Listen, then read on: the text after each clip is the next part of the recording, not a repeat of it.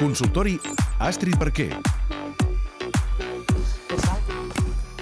Astrid Barquer, bona nit. Bona nit. Com està? Nosaltres bé, tu? Molt bé, també. M'estan dient així igual, amb Sí?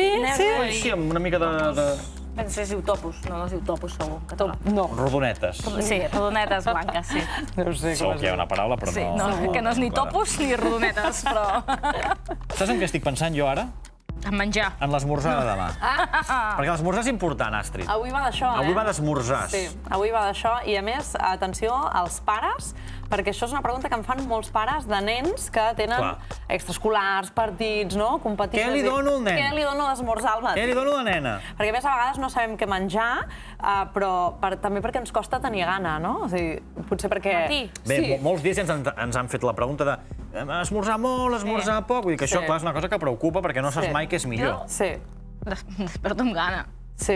Jo sí, però hi ha gent que no. I te'n vas a dormir amb gana. Jo també tinc gana, sempre.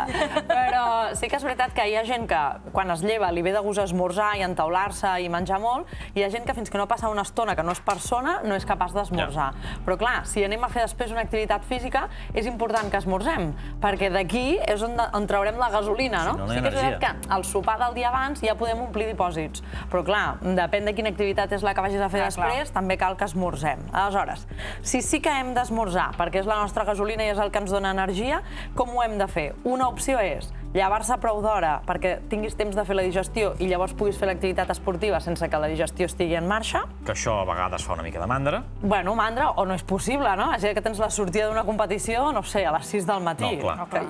A mi em passa, llavors no dorms. Llavors, clar, no pots llevar-te a les 4 perquè t'afecta el descans, no pot ser. Però el que sí que pots fer és menjar, però que allò que menges sigui molt digestiu. Molt digestiu vol dir que no ens faci aquí molta... Que no ens doni molta feina. Llavors, primer de tot, què li cal al nostre cos per esmorzar al matí? Li cal omplir dipòsits, és a dir, que tot allò que mengem realment ens ompli aquest dipòsit de gasolina perquè la nostra màquina ens funcioni. 2, que aquests dipòsits estiguin plens del nutrient que realment ens dona energia, que és els carbohidrats. Sempre dic el mateix, soc molt pesada, però ho repeteixo per si de cas, que són tot el que és cereals, farinacis, alguns tubercles, fruits secs, tot això porta carbohidrats, que és l'ingredient que ens dona el xuter. I és important, no només a l'esmorzar, sinó també al sopar abans, depèn de l'activitat física que heu de fer. Llavors, esmorzars ideals, aquests que tinguin carbohidrats, dels complexes, sobretot perquè també hi ha els carbohidrats simples, que són els sucres.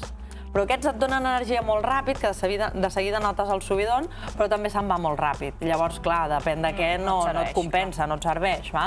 Llavors, que siguin d'aquests carbohidrats complexes com el que he dit, que siguin molt digestius. Llavors, com ho fem perquè siguin molt digestius? Aquí estem donant moltes característiques, a veure com s'ajunten totes aquestes característiques. Molt digestiu vol dir que sigui líquid, per exemple, perquè així és més fàcil de digerir, li donem menys feina al nostre cos, o que sigui cuinat.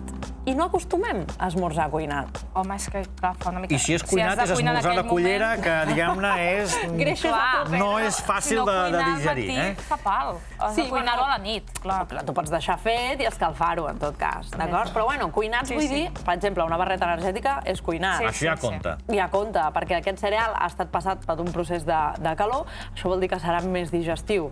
Tot allò que és cuinat sempre és més digestiu. Exemples, anem a ficar exemples? Sí, que la gent és el que veu més clar. Crema de civada, que això és molt típic de països nòrdics centreeuropeus, que és el floc de la civada remulladet amb una mica de foc i, si voleu, després li passeu el turmix. El porridge o les gatxes, que es diuen en castellà. Batuts energètics, batuts amb liquats vegetals, barrejats amb una mica fruits secs, flocs i, si vols, alguna fruita. Un kèfir amb una granola, per exemple. La granola és com...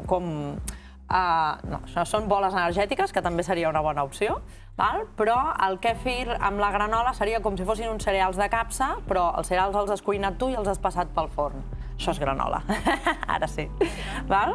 Més coses. Unes torrades, que el pa també té un cert cuinat, amb una mica de taïn, que és aquella crema de sèsam, que té molt de calci, va molt bé, amb una mica de làmines de fruita, això és superdigestiu, i també ens aniria bé si algú li vol posar un albocat en lloc de fruita. Això és que queda molt bé, queda molt sa. És foto Instagram. Home, perdona, això és hipster total. Una torrada amb albocat, dius, ara menjo sa. I després em menjo el que anava a menjar de veritat. Un coração de xocolata, però és igual.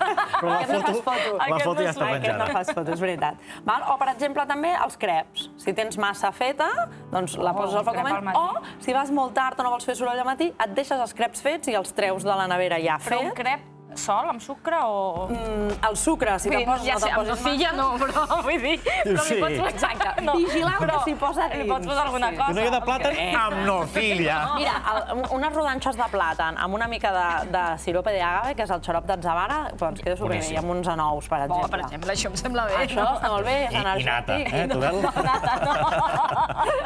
Ull amb els greixos, i ull les persones que teniu la digestió complicada, no us infleu de gluten al matí, perquè el gluten, ja sabeu, és aquella part proteica i aleshores costa una mica més de digerir. Bé, consells que hem donat. Tenim alguna consulta, hem d'anar a la volta, però una consulta encara la podrem fer. Va, una consulta per l'Astrid d'algun dels nostres oients i espectadors que ens podeu fer arribar a través de club@catradio.cat i a través del Facebook. És del Josep de Sils, diu: hola, el meu fill és fanàtic dels entrepans.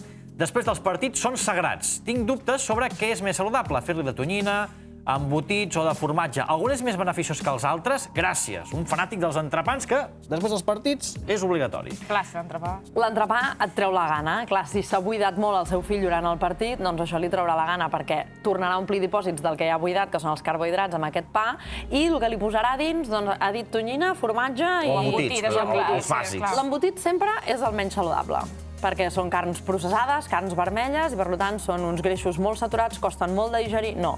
Però és bo menjar proteïna post-activitat física, això ja n'hem parlat algunes vegades, perquè ens ajuda a reconstruir totes aquelles fibres que s'han trencat. Llavors, el formatge dins dels embotits seria un embotit una mica més saludable, o també el pernil salat, tot i que no en podem abusar. Per mi, d'aquestes tres, la millor opció seria la tonyina. Un entrepanet de tonyina. I si és el natural, millor que no pas a l'oli, perquè amb l'oli de les conserves sempre és un saturat i és millor el natural. Ja sé que està més ensopideta, de gust, però seria millor.